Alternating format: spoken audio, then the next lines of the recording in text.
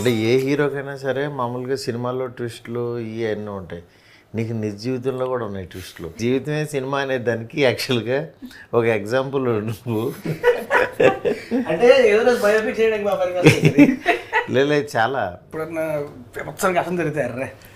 ఏదో రోజు ఆటోమేటిక్ రాసినప్పుడు ఈ పనికి వస్తాయి అనుకున్నాను మనసులో. I use to make my self feel better that. నిన్ను నేను గత 3 months నుంచి అబ్జర్వ్ చేస్తున్నా కదా.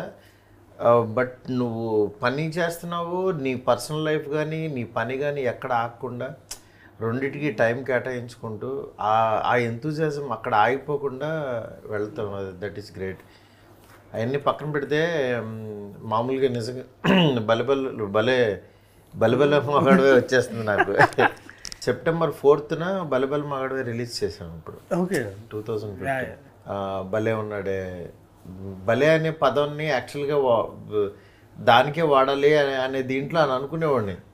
కానీ అన్ఫార్చునేట్లీ ఈ సినిమా చూశాక నాకు అనిపించింది అనమాట, అరే భలే ఉన్నాడే అని.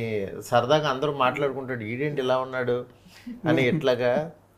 అలాంటి దీంట్లో యాక్చువల్గా భలే ఉన్నాడే టైటిల్ చాలా బాగుంటుందని అనిపించింది. అనగానే మనోడికి చాలా టైటిల్స్ పంపించాను.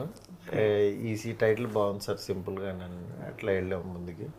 చెప్తాము ఈ సినిమా చేసేటప్పుడు అసలు ఈ కథ నీకేం నచ్చింది, ఈ సినిమా జనాలు ఎందుకు చూడాలి ఫస్ట్, ఇందులో నువ్వు అంటే నువ్వు కమింగ్ బ్యాక్ ఫిల్మ్ అని నువ్వు అనుకుంటున్నావా, అసలు ఏమనుకుంటున్నావు? ఇది నాకు ఇప్పటికీ బాగా కూర్చొని నేను అప్పుడు హైదరాబాద్లో షూట్ చేస్తుంటే మీరు నాకు అప్పుడు ఫోన్ చేశారు, ఇలాగ ఒక అబ్బాయి అన్నాడు.